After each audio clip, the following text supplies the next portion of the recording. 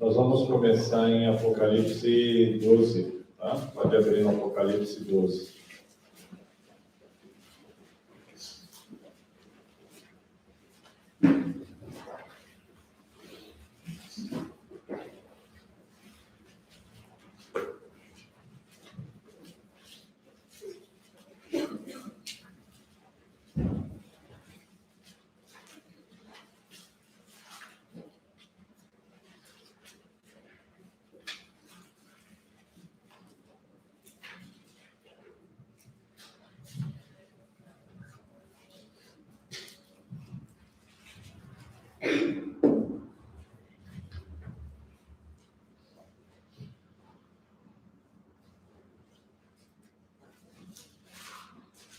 Todos acharam? Apocalipse 12, página 1508.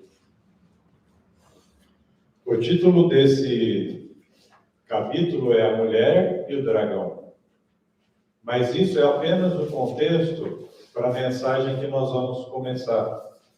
Nós estudamos alguns dias atrás o primeiro capítulo de Apocalipse, de Revelação. Foi trazida a mensagem sobre Ló e as 3 mensagens. E quando eu fui chegar em Apocalipse 14, o Senhor me conduziu primeiro ao Apocalipse 1. E aí a mensagem que eu já estou há algum tempo que Deus está falando na minha mente é estudar Apocalipse 14. E eu cheguei em Apocalipse 14 porque, pegando o livro do Grande Conflito, o capítulo 25 do livro Grande Conflito, nessa versão que foi distribuída aí mais condensado, chama A Lei. E aquilo me chamou a atenção e eu comecei a ler. E ali começa falando da lei e de repente chega nas 3 mensagens. Eu fiquei curioso para tentar encaixar essas coisas. E Deus é tão tremendo que nos 3 louvores nós tivemos exatamente essa ligação. O primeiro louvor fala: Deus te ordena hoje que escolha o bem e o mal. E essa mensagem, o título desse primeiro louvor é Deuteronômio 11.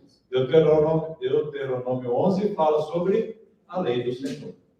A base de tudo é você olhar para a lei de Deus.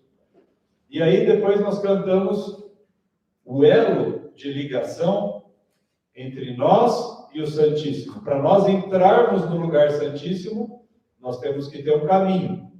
E esse é João 14,6. Jesus é o caminho, a verdade e a vida. E uma coisa que Deus fez conosco foi estruturar. Deus organizou na nossa vida a mensagem do santuário. Era uma mensagem que a gente conhecia que existia um santuário, um lugar de adoração, mas aquilo não era tão organizado quando você começa a transformar isso numa doutrina, num ensinamento. Então a igreja já está sendo, já foi ensinada como é o caminho do santuário. Passa pela justificação, que é lá no altar de sacrifício, tem o lugar santo, para depois chegar no Santíssimo, que é o lugar de glorificação, é a presença de Deus. Todo o propósito da igreja é nós chegarmos à presença de Deus. E para nós chegarmos na presença de Deus, Deus chama uma voz que clama no deserto para endireitar o caminho. E como isso será feito em 2023? Porque lá no tempo de Isaías, ele defendeu. Isaías defendeu a Deus até a morte. Isaías morreu cerrado ao meio pelo avô do Josias. Como é que chamava? Manassés. Oi? O Manassés, o avô do Josias, cerrou esse Isaías da voz que clama no deserto ao meio. Só que no final da vida, o Manassés se arrependeu. Então Isaías vai encontrar com Manassés e os dois ainda vão se alegrar porque Jesus perdoou e levou os dois. Por isso, Davi é um homem segundo o coração de Deus, por mais coisas erradas. E ele ainda, nós cantamos essa música, disso depende a tua vida, a tua família. Enquanto nós cantávamos isso, eu me lembrei de Davi. E como o final da vida de Davi foi difícil, foi uma luta intensa com os filhos, o filho querendo tomar o lugar do pai, e toda aquela batalha. E ouvindo essa música, disso depende a tua vida, a tua família, como Davi sofreu por ter escorregado na lei, e mesmo assim Deus o perdoou. E todos eles, como nós estudamos agora, são descendência de Davi. Por quê? Não porque ele foi perfeito. Davi teve sequelas. Davi teve sequela na família. A pior de todas foi a sequela familiar que Davi teve. As sequelas, a consequência na vida da família de Davi foi um estrago terrível. Mas mesmo ele tendo perdido muitas coisas na sua vida, o mais importante para ele é que ele jamais queria se perder de Deus. Ele escorregou, mas ele pensou e viveu assim: Senhor, eu não posso viver sem a tua presença. Cada um de nós fez estragos, talvez piores do que Davi. Mas nenhum de nós pode escolher outro caminho a não ser o que Davi escolheu, a tua presença. Tanto que o próprio Davi fala assim em um determinado salmo: disse o meu Senhor ao Senhor. Isso significa que mesmo no Antigo Testamento, Davi já tinha contato com Cristo Jesus. E o centro da mensagem de João Batista é: preparai o caminho para quem? Para Jesus. E a nossa mensagem é: prepara o caminho para quem? Para Jesus. O grande conflito que nós estamos envolvidos fala sobre adorar ao Pai e ao Filho, que é Jesus, o Criador e o Salvador. E o grande conflito é: existe um terceiro que entrou na história querendo ser adorado. O dragão. A antiga serpente, Satanás. O acusador, aquele que quer destruir as nossas almas, o inimigo das nossas almas. A senhora White chama ele de inimigo das almas porque ele quer destruir a minha e a sua alma. E nós vamos entender um pouquinho, na verdade entender não, nós já entendemos. Hoje é um estudo de confirmação. Essa mensagem nós já sabemos, mas ela não está confirmada. Ela não está consagrada. Sabe quando o rei escrevia a mensagem e depois ele fechava o rolo e batia o selo dele? Pegava o anel, o sinete e apertava contra aquela cera quente, aí ela secava e fechava e selava aquela mensagem. Essa mensagem tem que estar selada, não fechada e guardada, mas confirmada em nós. E a introdução está no capítulo 12, onde diz: a mulher e o dragão. E nós vemos no versículo 1: e apareceu uma grande maravilha no céu. João já começa vendo uma coisa assustadora. Uma mulher vestida com o sol e a lua debaixo dos seus pés, e sobre a sua cabeça uma coroa de 12 estrelas. Aí no versículo 3 diz assim: e apareceu outro sinal no céu, e eis um grande dragão vermelho, tendo 7 cabeças e 10 chifres, 7 coroas sobre as suas cabeças. A sua cauda arrastou a terça parte das estrelas do céu, e lançou-as sobre a terra. E o dragão parou diante da mulher que estava pronta para dar à luz, para devorar o seu filho assim que nascer. E aqui nós vemos o conflito celestial sendo explicado, quando Deus promete da mulher nascer Cristo Jesus, e Satanás pronto para destruir, usando Herodes, querendo matar todas as crianças de até 2 anos de idade, e tentando destruir a promessa que era Cristo Jesus. E o capítulo 12 descreve essa batalha, e o capítulo termina no versículo 17, virando a página.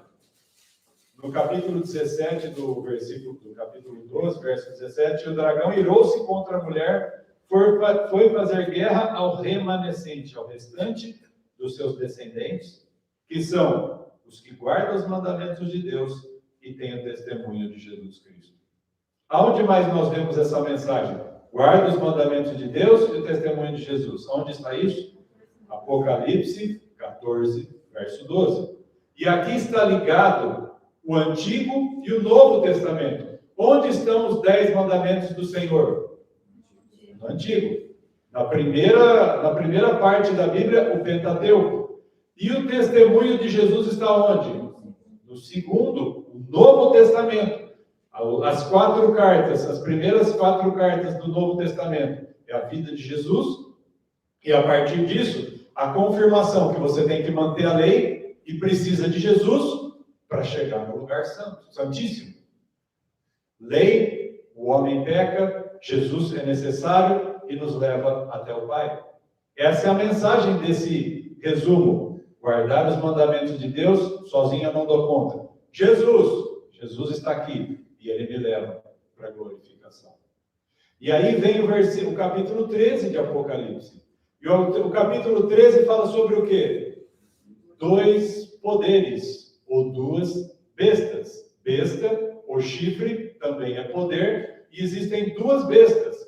E aí o capítulo 13 começa: e fiquei sobre a areia do mar, e João vendo coisas que eram incríveis, eram assustadoras, ele chama de maravilhosas. E João está vendo tudo isso, ele estava onde mesmo que nós vimos? Lá naquele lugar deserto. No deserto ele recebeu a voz de Cristo, ele teve um encontro com Jesus, e Jesus começa a mostrar essas coisas para João. E ele diz: eu fiquei sobre a areia do mar e vi uma besta, uma coisa assustadora surgir do mar, tendo 7 cabeças e 10 chifres. Exatamente as mesmas descrições do dragão. Quem é exatamente a descrição de Satanás como um poder nessa terra? Roma papal. A Igreja Apostólica Católica Romana. E ela está descrita em Apocalipse capítulo 17. Só que esse texto também fala, o próprio versículo continua dizendo assim: e sobre os seus chifres 10 coroas, e sobre as suas cabeças o nome de blasfêmia. Por quê? Porque Roma, na sua mitra, né, o Papa tem lá escrito vicário do Filho de Deus, substituto de Jesus Cristo. Nós sabemos pela Bíblia que é a coisa mais absurda que existe para a fé cristã, dizer que alguém pode substituir a Jesus, mas Roma coroa sua cabeça se dizendo: sou substituto de Jesus. E aí o texto vai descrever a história do poder papal, como eles governaram do ano 578 até 1798, 1260 anos de supremacia papal, e isso vai culminar com a queda, com a ferida de morte. Só que aí, nesse momento, no versículo 11, diz assim: e eu contemplei outra besta, outro poder, mas não saía do mar, das multidões, como diz em Apocalipse 17, 15, mas saía da terra, saía de um lugar mais isolado. E nós já estudamos isso, não é o tema de hoje, que os Estados Unidos da América surgem na época da ferida mortal, a única potência que surge como hegemonia, como aquela que poderia dominar sobre todas as nações, os Estados Unidos da América é a potência da época. Em 1776, eles fizeram a independência. No ano de 1798, a ferida de morte, e os Estados Unidos está governando absoluto sobre o mundo. É a besta que surgiu de um lugar mais longe das Américas, que não era um lugar tão povoado. E ali, então, ele contemplei a outra besta saindo da terra, e o versículo continua. E ele tinha 2 chifres semelhantes ao de um cordeiro, e ele falava como um dragão. Parecia crente, mas era um demônio. E isso é uma grande acusação contra as nossas vidas. Muitas vezes parecemos crentes, mas estamos com atitudes de Satanás no nosso coração. Existem portas, trechos, cantos da nossa vida que Satanás ainda toma conta.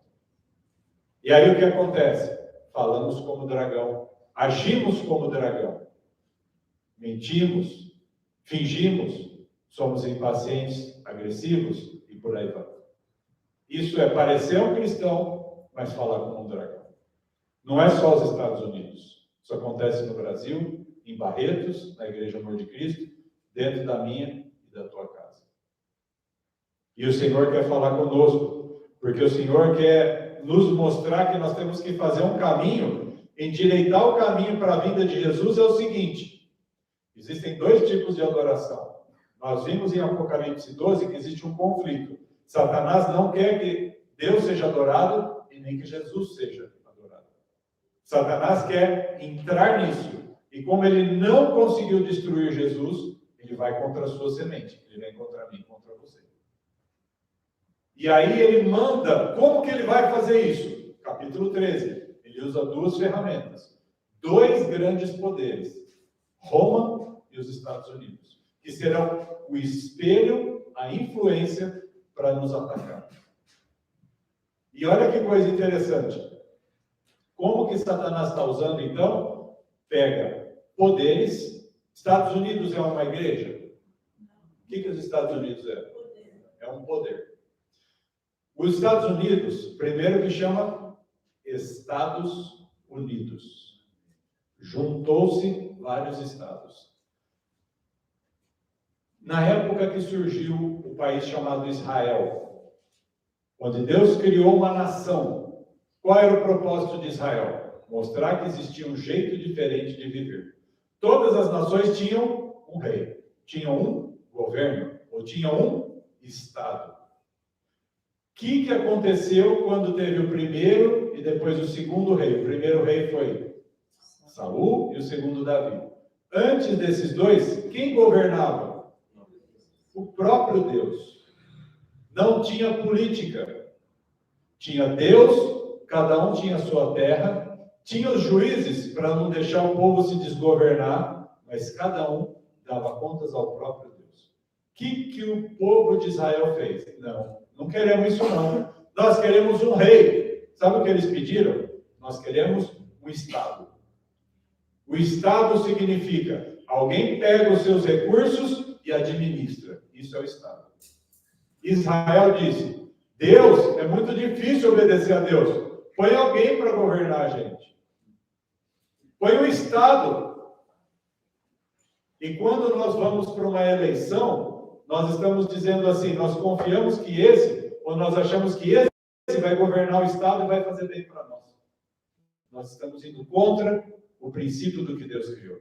Deus queria ele governar e mostrar que o nosso jeito de viver deveria ser um modelo e os outros olharem para nós e nós sermos como eles.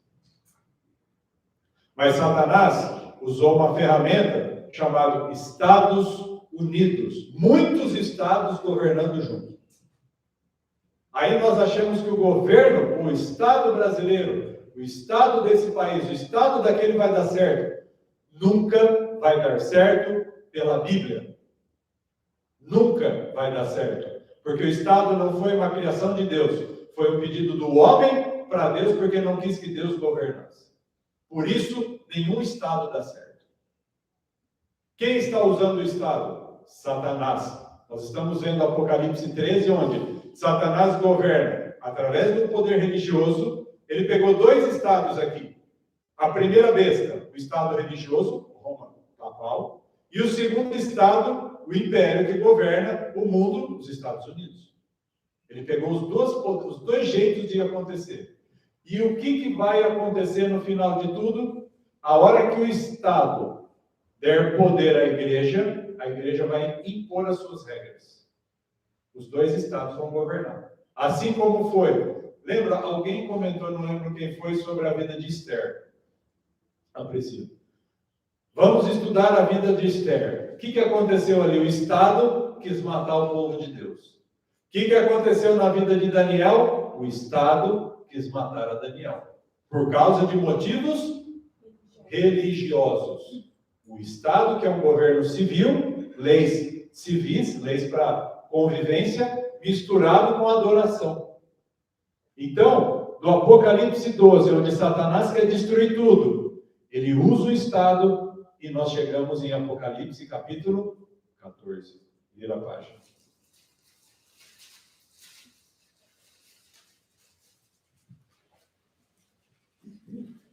Diante desse plano montado por Satanás, João está vendo isso tudo. Imagina, João está lá na ilha, ele viu a história da mulher, viu o dragão tentando matar, viu surgir mais os monstros da água, né, da terra, da água e da terra.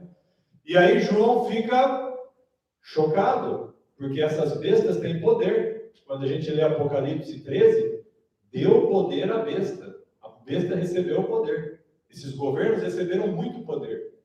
E os Estados Unidos vai receber um poder que vai ser capaz de nos condenar. Isso vai acontecer. Isso está escrito na Bíblia. Eu não estou inventando. E aí, o que João faz? E agora? O que Deus faz para João? Dá uma visão do remanescente que nós lemos em Apocalipse 12.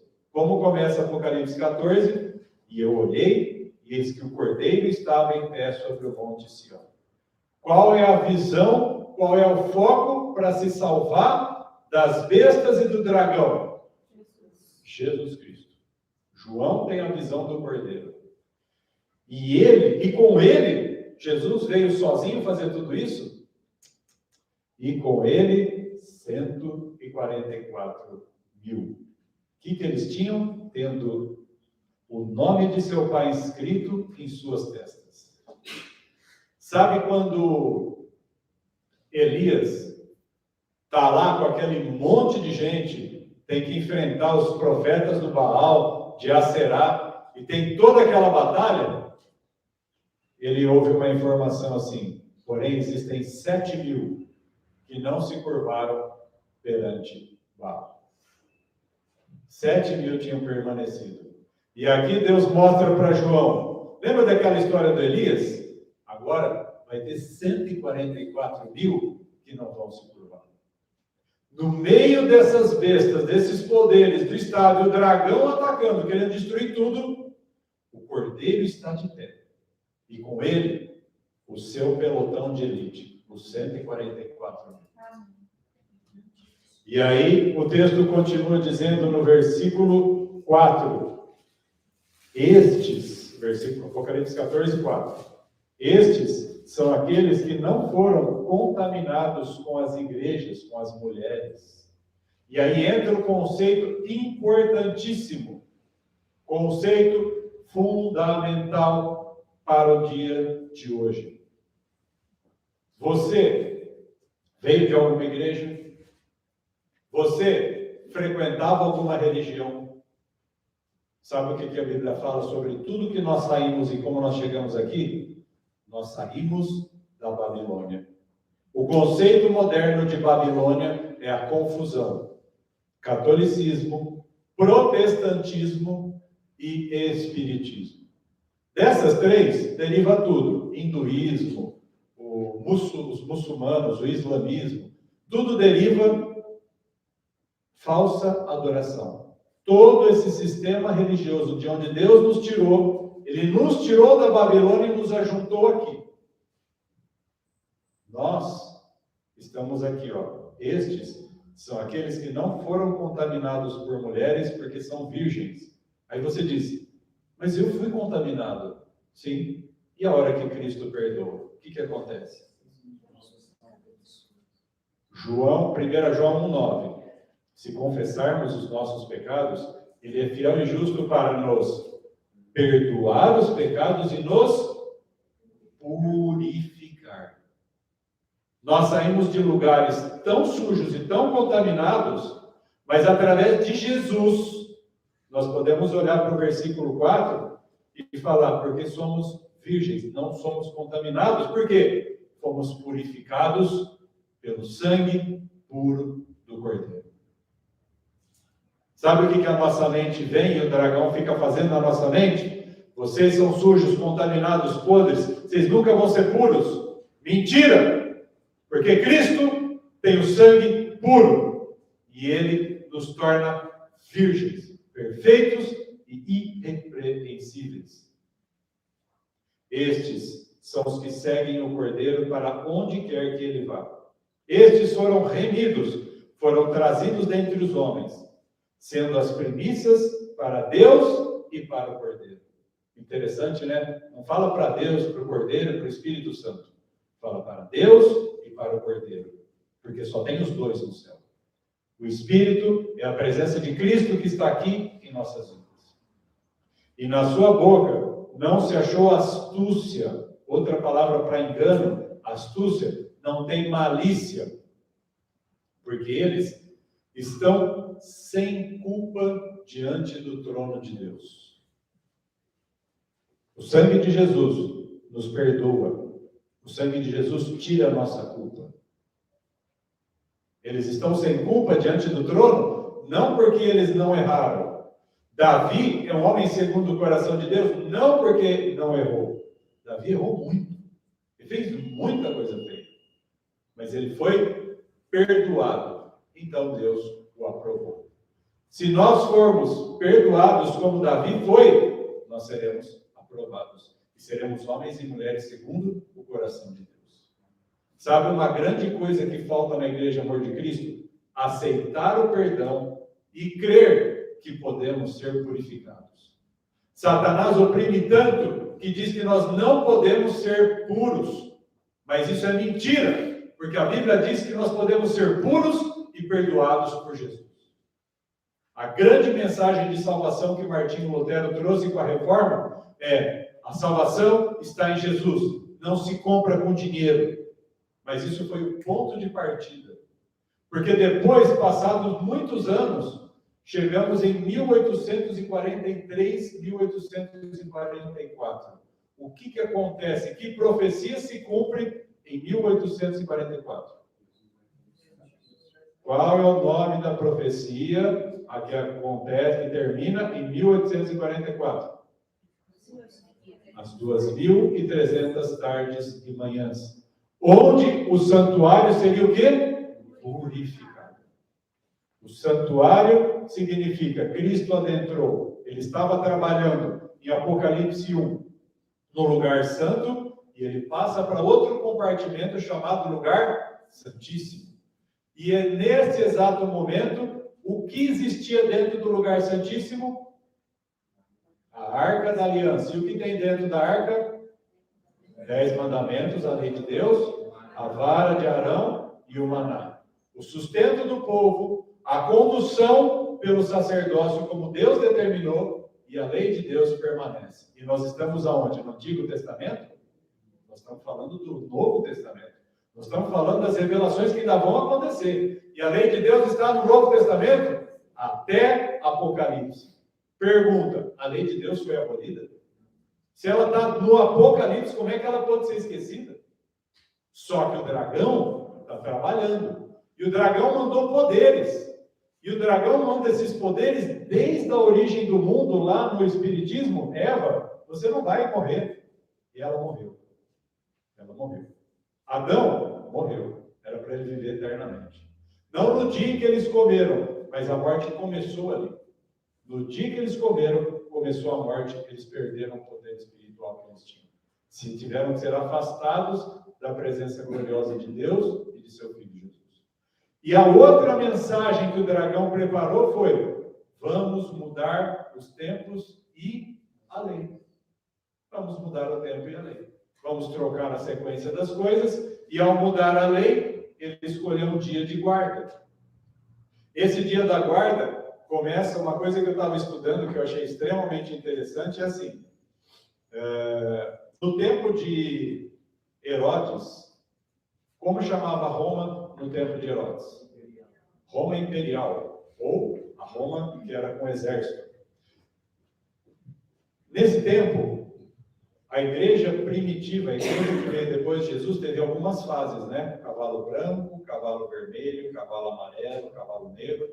Essas fases foram uma degradação. Da pureza da primeira igreja, ela foi afundando. Sabe o que a igreja fez? Teve que pedir ajuda, porque estava com medo, estava sendo destruída. E Roma viu a conveniência de ajuntar a religião ao Estado. Quando se juntou a religião ao Estado, surgiu Roma Papal. E nesse momento, a corrupção e a queda fez com que todos os habitantes da terra fossem contaminados pelo vinho da sua prostituição. Mas no ano de 1844, o que acontece? Versículo 6. E vi outro anjo. João está vendo anjos trazendo mensagens, e ele diz: vi outro anjo voar pelo meio do céu, tendo o evangelho eterno. Esse evangelho nunca caiu.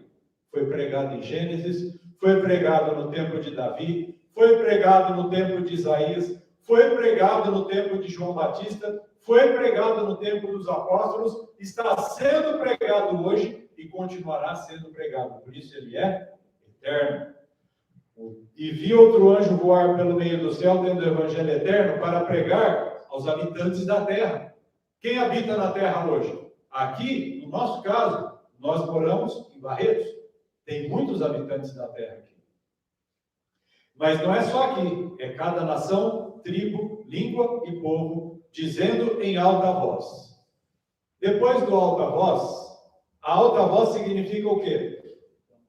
Um clamor muito alto.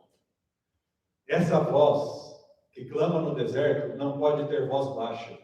E o que o Senhor disse sobre a igreja Amor de Cristo é que a voz da igreja Amor de Cristo está fraca. E a fraqueza da voz da igreja é porque a mensagem do nosso coração ainda é fraca. Se eu tiver que ler os 3 versículos, vocês sabem quais são as 3 mensagens? Dai-lhe glória, porque vinda é a hora do seu juízo, e adorai aquele que fez o céu, a terra, o mar e as fontes das águas. A segunda é caiu, Babilônia, Apocalipse 14, 8. E a partir do verso 9, aquele que adorar a besta e a sua imagem, também o tal beberá do vinho da ira da sua prostituição e será atormentado de eternidade. E por aí vai. Essas 3 mensagens, elas têm relação direta com a história que nós acabamos de estudar. Por quê? Porque ela começa com a primeira mensagem, temer a Deus e dar glória. O que nós falamos que é dar glória? As pessoas têm que olhar para nós e ver coisas de Deus e em Jesus, no nosso estilo de vida. O nosso estilo de vida tem que ser Deus e Jesus. Isso é glorificar. E aí fala sobre chegada a hora do seu juízo. Quando começou o juízo? 1844. Então essa mensagem, ela toma força a hora que começa o juízo. E o que significa esse juízo? Nós sabemos que quando nós estudamos o juízo investigativo, juízo de investigação, significa os anjos estão aqui olhando para as nossas mentes e vendo os pensamentos, as intenções e o que nós estamos fazendo.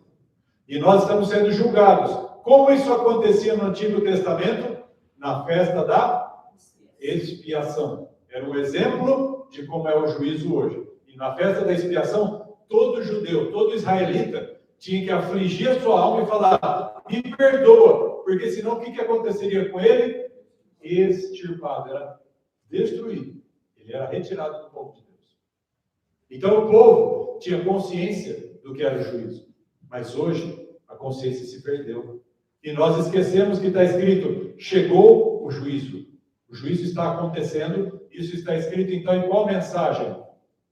Na primeira mensagem, o juízo já começou. E se nós sabemos na história que Jesus passa do santo para o santíssimo, a primeira mensagem angélica toma força e vulto quando ela literalmente começou no céu, 1844.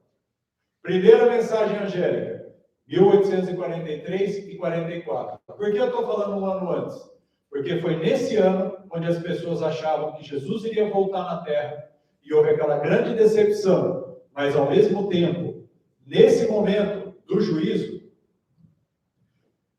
pessoas, pastores, muitas pessoas começaram a se arrepender dos seus pecados.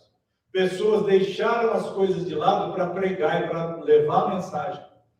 O mundo foi comovido, foi direcionado para a volta de Jesus e as pessoas começaram a se inclinar para isso. Por que essa mensagem é tão importante para nós?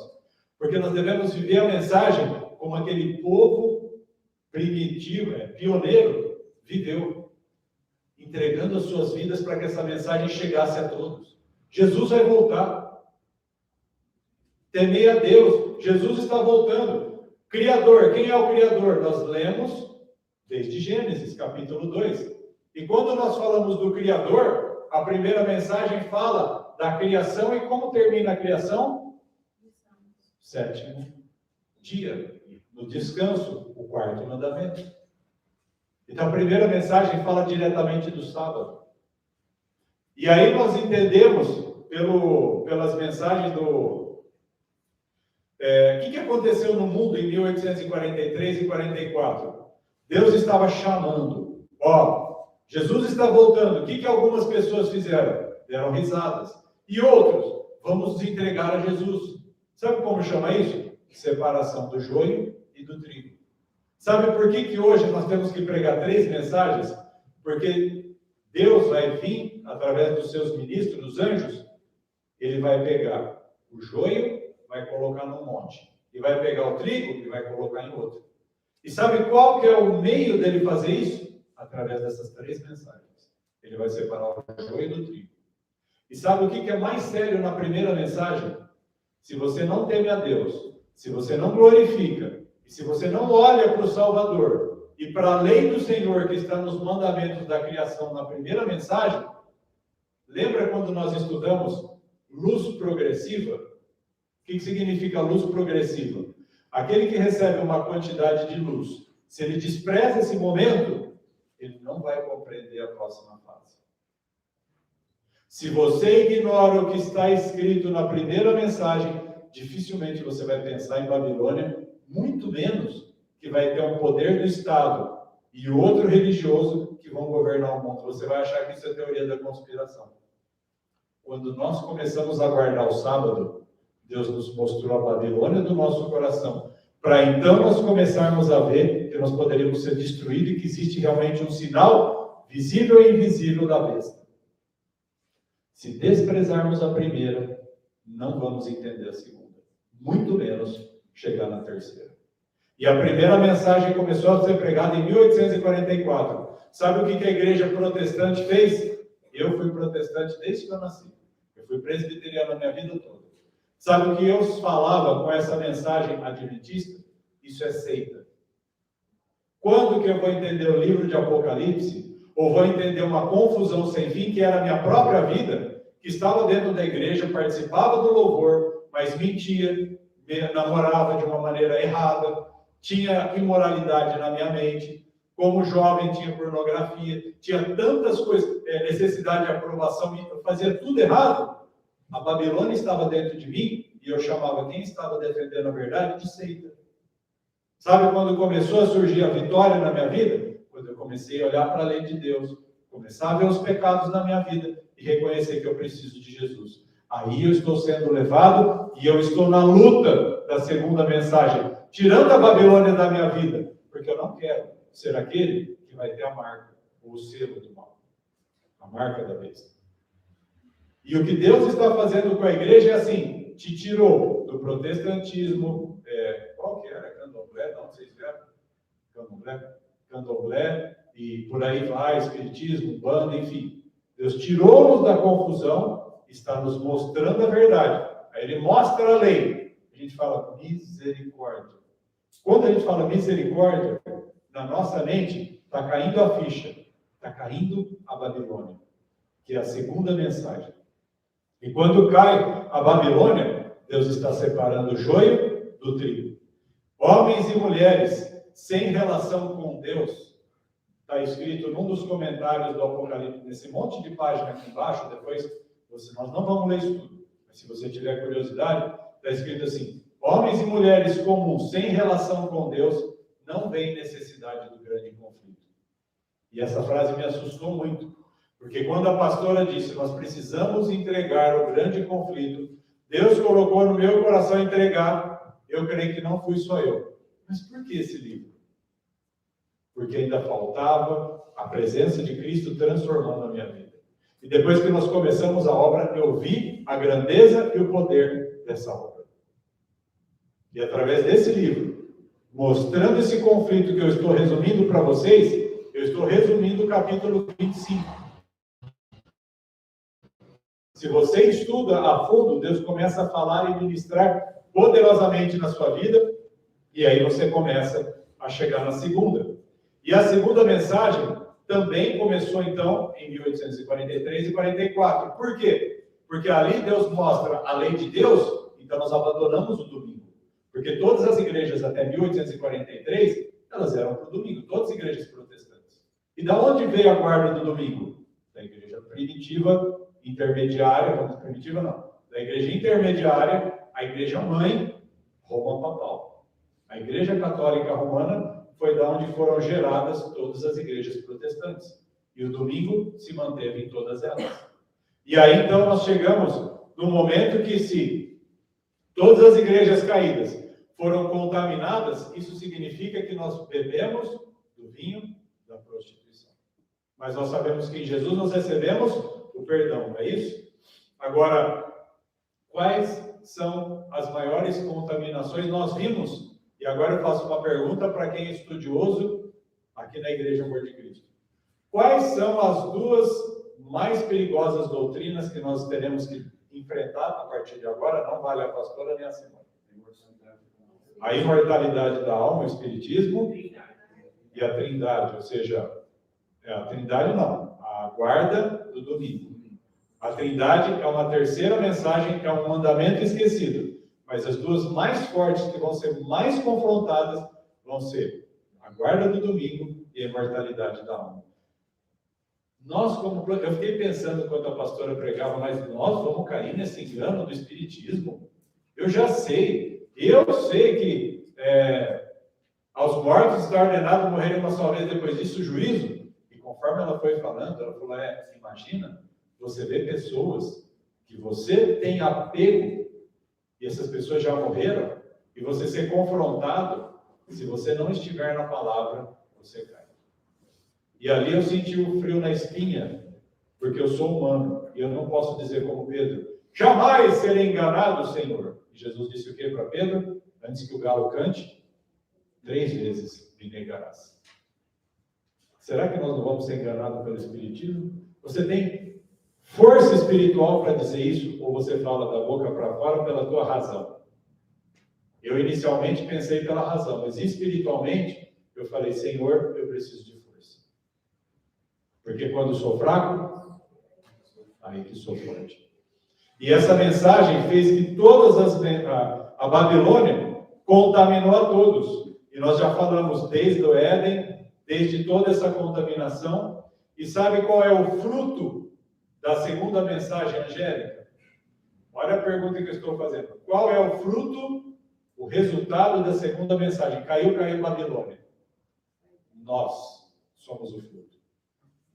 Nós somos fruto da vitória sobre a segunda mensagem. Nós saímos da contaminação, da sujeira, e nós reconhecemos que a Babilônia caiu. É muito poderoso. E nós lemos essa mensagem e falamos, mas caiu Babilônia. Tá, nós somos isso. Nós somos um sinal vivo, nós somos um resultado, um sinal vivo, concreto, visível, de que a Babilônia caiu. E o nome de Deus está sendo glorificado por estarmos aqui nesse sábado de manhã. Amém. E aí eu pergunto para vocês, quando começa a terceira mensagem? Quando ela vai ter o seu pico? Começar é uma coisa, pico é outra. Desculpa, eu perguntei errado. A terceira mensagem começa junto com as outras, porque se você for entender os três conteúdos, eles são apenas uma mensagem, não se separam uma da outra. Então, se você falar, a mensagem angélica está certo, ela é dividida em 3 partes. Ou as 3 mensagens também está certo. E a terceira mensagem fala sobre a guarda do domingo. Nós já estudamos isso, eu não vou repetir. E quando ela alcança o seu ápice, o seu ponto mais alto? Decreto dominical. Essa palavra tem que estar na nossa mente. Decreto dominical é uma data. Quando? Não sei. Mas quando ela acontecer, nós já sabemos. Opa, terceira mensagem chegou no limite. A partir de agora, Deus vai derramar aquele poder. A intensidade da chuva serôdia vai cair sobre todo mundo? Nós já estudamos. Se nós não tivermos a chuva temporã, o arrependimento, e se nós não buscarmos o choro e o clamor da chuva serôdia, ela vai cair do nosso lado, e nós vamos ver pessoas sendo alimentadas espiritualmente, cheias do Espírito, e não cairá sobre nós.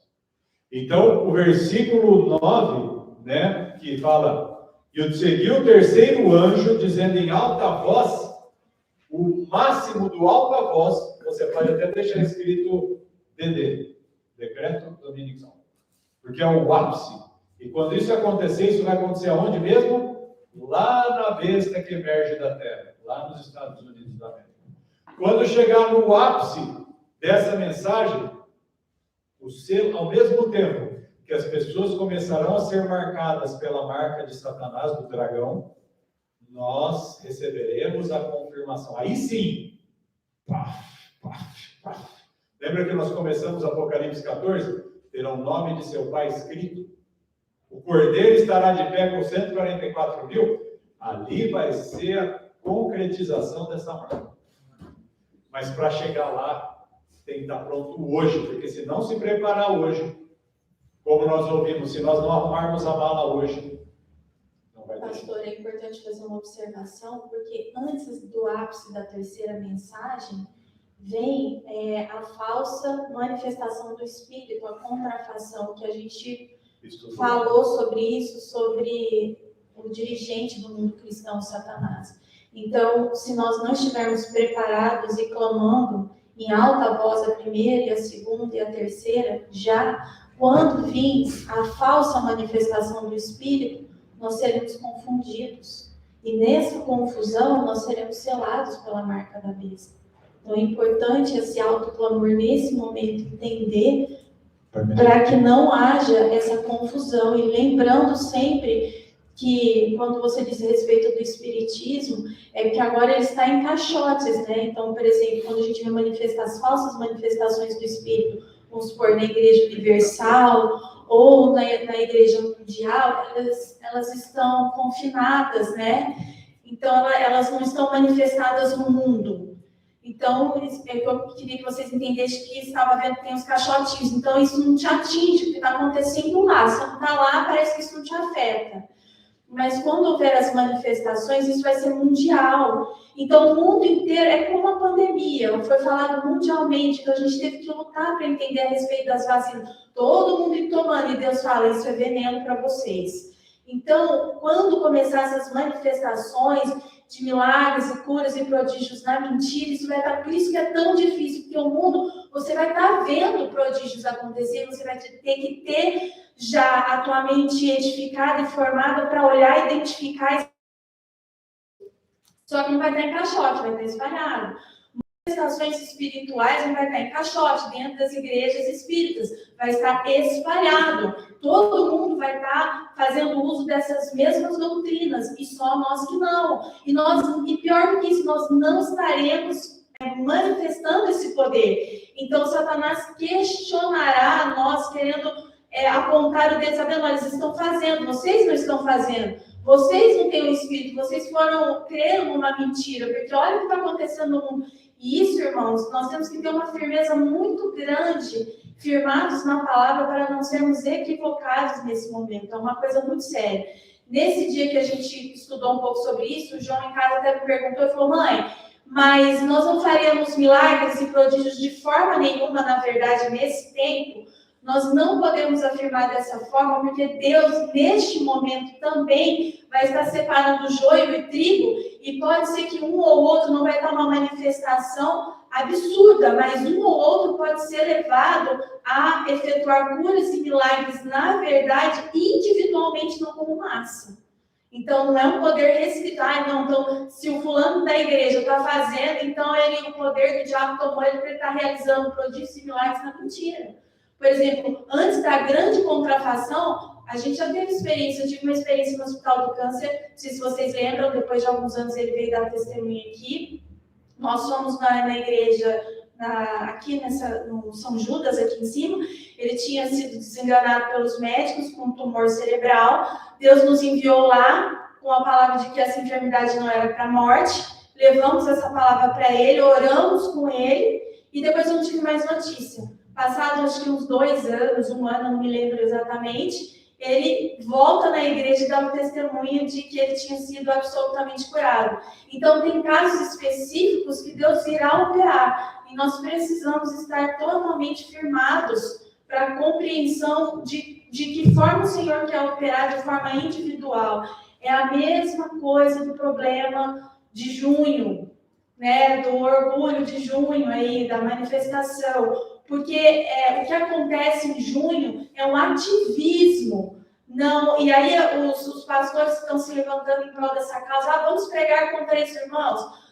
Jesus conhece aqueles que são seus, ele diz na palavra dele assim, olha, meu pai deu para mim, eu os conheço e eles me conhecem. Tem pessoas desse movimento que são do Senhor, mas existe um momento específico delas serem chamadas a tempo para todas as coisas debaixo do sol. Então, aqueles que são do Senhor, que fazem parte desse grupo, embora eles não se envolvam com o ativismo depravado, essas pessoas serão trazidas individualmente para nós, para que nós, em amor, trabalhemos com elas. Então, nós precisamos estar ligados na forma de Cristo trabalhar. Não é entrando em ativismo, porque é provocação, exatamente essa questão de você se acabar sendo preso, porque essa não é a vontade. A gente tem que ter a sabedoria, né, e a simplicidade de uma pomba, e a astúcia, a prudência da serpente para agir. Isso é burrice. Porque essas pessoas que estão envolvidas nesse movimento dessa forma não são. Mas aqueles que fazem parte do grupo, mas não estão no ativismo, esses são. E tem um tempo determinado, Senhor, para a vida delas. Por isso que existem contrafações e a gente precisa discernir isso. Este é o momento de estarmos firmados nas 3 mensagens, porque quando apresentar a contrafação de uma forma agressiva e mundial, não mais dentro de igreja separadinho, atingindo somente aquelas pessoas, isso vai ser muito difícil. Quando o pastor fala assim, quando um ente querido que você amava aparecer e dizer, olha, não era, ela coloca, eu não sei se eu disse isso naquele dia que a gente estudou, que essas pessoas aparecerão, estavam conosco e vão dizer, olha, Jesus falou comigo, mortas, elas são personificadas por demônios, elas aparecem e dizem, olha, Jesus me disse que nós estávamos enganados. Não é o sábado, é o domingo.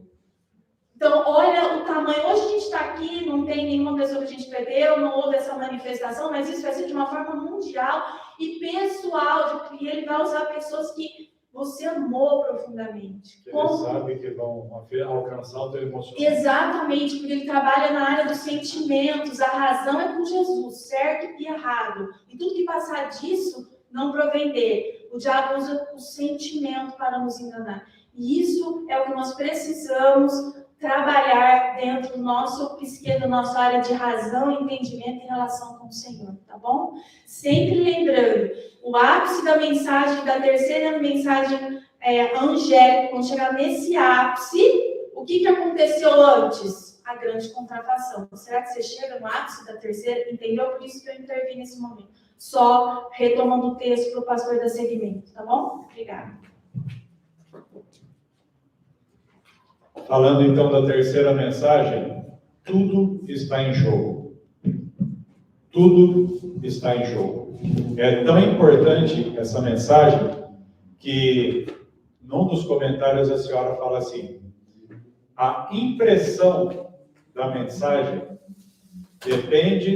ela é proporcional a 2 fatores, ao fervor e à solenidade. Agora eu vou traduzir essa frase. O que significa imprimir? Tem um papel em branco, ele vai para a impressora e ela faz o quê? Ela escreve naquele papel, e aquele papel agora está usado. O que está ali é aquilo que vai ser. Imprimir uma mensagem na mente de alguém significa você levar uma mensagem que ficará gravada de maneira que ela ficará para sempre ali. Então, imprimir a mensagem de Deus na vida de alguém, ela é proporcional. A autoridade que você vai ter para fazer isso depende do fervor, do modo com que você está fazendo, a intensidade e o respeito, a solenidade pela mensagem. Quanto fervor e quanto respeito você tem pela mensagem que Deus confiou. Quanto fervor e quanta solenidade Isaías teve. É só olhar para a vida de Isaías. E quanto fervor e solenidade João Batista teve. Um morreu cerrado, o outro decapitado, sem cabeça. Quanto de solenidade e respeito você tem? Você é capaz de passar pelas provas de Isaías ou de João Batista? E se você não for 144 mil, mas for um mártir, aquele que vai morrer pela causa de Cristo?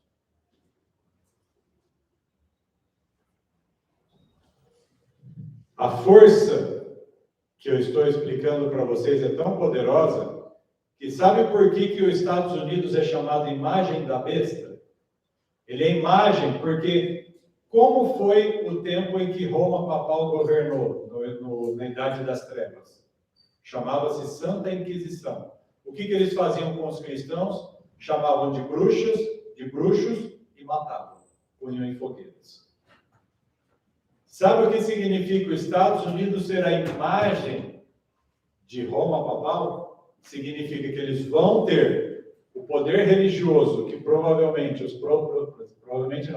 protestantismo assumirá o governo, e eles usarão o poder do Estado para fazer o que Roma fez.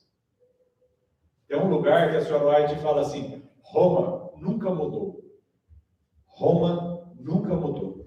O que eles fizeram, eles continuam fazendo. Por isso surgiu a ordem dos jesuítas, o Inácio de Loyola, e a ordem dos jesuítas permanece viva até hoje, porque estão preparando a Inquisição novamente, só que de uma forma camuflada.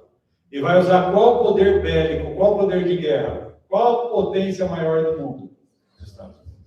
Para fazer o quê? Exatamente o que Roma fez naquele tempo. Por isso é imagem. Eles vão fazer exatamente o que Roma fez. Por isso é importante nós olharmos para a história, para ver o quanto de gravidade tudo isso vai ser.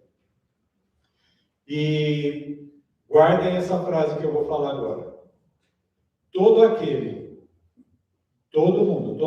que conscientemente guardar a lei modificada, prestará honras supremas às leis papais. Qual é a lei espiritual que será modificada no decreto dominical? O dia mais importante é o domingo, e não mais o sábado. Isso significa decreto dominical, na lei. Todo aquele que conscientemente, ou por medo, eu estou com medo, então eu vou guardar. Todo aquele que se entregar a essa verdade mentirosa, ou ao sábado espúrio, receberá para si uma marca de aliança com o Papa, em lugar da lealdade com Deus. Você estará fazendo uma aliança com o. E a senhora White dá alguns conselhos para nós no domingo. Não é porque então não vai poder trabalhar no domingo que você tem que trabalhar. É igual a história da lei do orgulho. Não é porque então domingo não pode, então é esse domingo que eu vou trabalhar. Não. Usa para trabalho missionário. Guarde o sábado e no domingo faz a obra de Deus também. Faça outras coisas, seja inteligente, não fique expondo a sua vida desnecessariamente. Eu estou falando isso para que não fique uma ansiedade de como vou fazer. Mas se você estudar os comentários do Apocalipse 14, você vai receber muitas dessas dicas. E eu gostaria que você está em qual página aí? 1517? Volta para 1515. Na página 1515 tem 3 colunas. A terceira coluna lá do canto está escrito 14:8. Acharam? Aí está escrito: mundo embriagado com o vinho de Babilônia. Começa assim: Deus acusa a Babilônia, porque ela fez todas as nações beberem do vinho da ira de sua fornicação. Isto significa que ela menosprezou o único mandamento que aponta para o verdadeiro Deus e derrubou o sábado, memorial da criação de Deus. Deus criou o mundo em 6 dias e descansou no 7º, santificando esse dia e separando-o de todos os outros como santo para si mesmo, para ser observado por seu povo por todas as suas gerações. Deus criou esse dia. Satanás fala o quê? Vou criar o meu dia. E aí diz na sequência: mas o homem do pecado, exaltando-se acima de Deus, assentando-se no templo de Deus e mostrando-se como Deus, pensou em mudar os tempos e a lei. Foi o que nós descrevemos de Roma, com aquele chapéu dizendo: estou substituindo Cristo Jesus. E aí o último parágrafo começa assim: Deus tem uma controvérsia com as igrejas atuais. Tudo isso que nós falamos é exatamente o que nós estamos vivendo. A grande controvérsia. Deus tem questões com cada igreja, com cada religião. Por isso ele nos tirou e disse: caiu a Babilônia. Agora vira a página. 1516. Primeira coluna está escrito o quê? Mensagem do terceiro anjo. Depois que Jesus abriu a porta do lugar santíssimo, viu-se a luz a respeito do sábado. Que ano foi isso mesmo? 1844. O que completou nesse ano? 2.300 tardes e manhãs. Por que eu estou repetindo tudo de novo? Para gravar na cabeça, exatamente. Deus, aí, a respeito do sábado. E o povo de Deus foi provado, como o foram os filhos de Israel antigamente, para ver se guardariam a lei de Deus. Aonde o povo de Israel foi provado? Deus os levou para qual lugar? Para o deserto, para ver se eles guardariam os mandamentos do Senhor. Aí teve a história das codornas, teve idolatria, teve toda aquela fornicação ou prostituição. E hoje nós estamos no deserto, na cidade de Barretos, para ver se nós guardamos os mandamentos de Deus. Aí depois diz assim: vi o terceiro anjo apontando para cima, mostrando aos desapontados o caminho do lugar santíssimo do santuário celestial. Um dia, o terceiro anjo apontou para mim e para você a lei do Senhor. Porque o que tinha no lugar santíssimo do santuário? A lei de Deus. Nós já recebemos a mensagem do terceiro anjo, que continua assim: encerrando-se o ministério de Jesus no lugar santo, passando ele para o lugar santíssimo e ficando em pé diante da arca, o qual contém a lei de Deus, enviou um outro anjo poderoso com a terceira mensagem ao mundo. Tudo isso está acontecendo enquanto eu e você estamos nessa igreja. Jesus está nesse lugar, o terceiro anjo trabalhando em nosso favor. O terceiro anjo encerra a mensagem, sua mensagem assim. Aqui, ele acaba a mensagem assim, ó: aqui está a paciência dos santos. Aqui estão aqueles que guardam os mandamentos de Deus e a fé de Jesus. Ao dizer ele estas palavras, aponta para o santuário celestial. A mente de todos que abraçam esta mensagem é dirigida ao lugar santíssimo, onde Jesus está de pé diante da arca. E depois que Jesus abriu a porta do lugar santíssimo, viu-se a luz a respeito do sábado. Representou-lhe que os remanescentes seguiram pela fé a Jesus ao lugar santíssimo, viram a arca e o propiciatório, o lugar entre os dois anjos, e ficaram encantados com a sua glória. Jesus levantou então a tampa da arca, e eis as tábuas de pedra com os 10 mandamentos sobre elas escritos.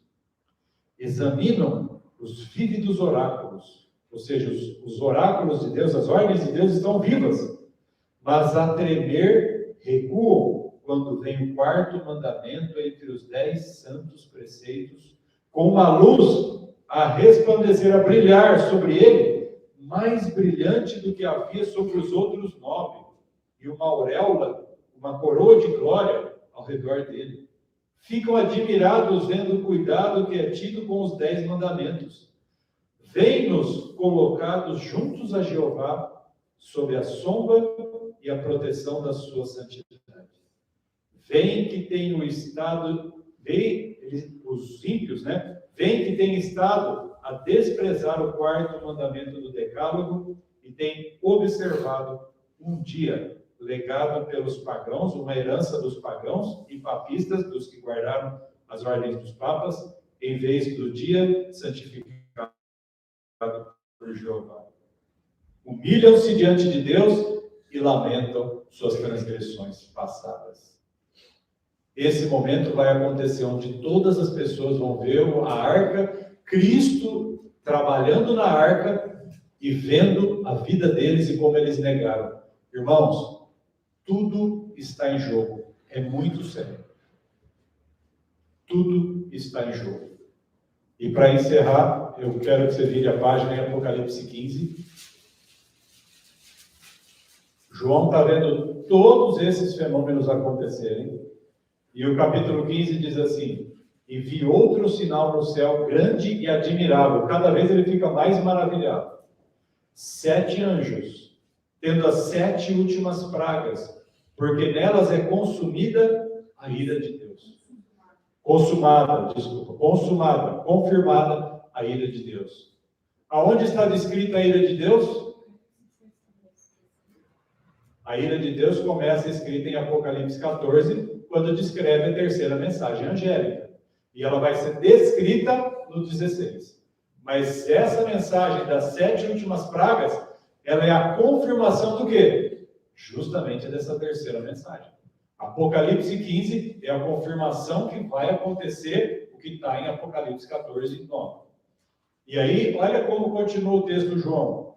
E vi como se fosse um mar de vidro misturado com fogo, e aos que haviam obtido a vitória sobre quem? Sobre o Estado, sobre a besta, que é um poder religioso e papal, sobre a sua imagem, sobre os Estados Unidos, sobre a sua marca, sobre o domingo, e sobre o número do seu nome, ficarem sobre o mar de vidro, tendo as harpas de Deus. João viu a vitória daqueles que estavam de pé junto com o Cordeiro, 144 mil.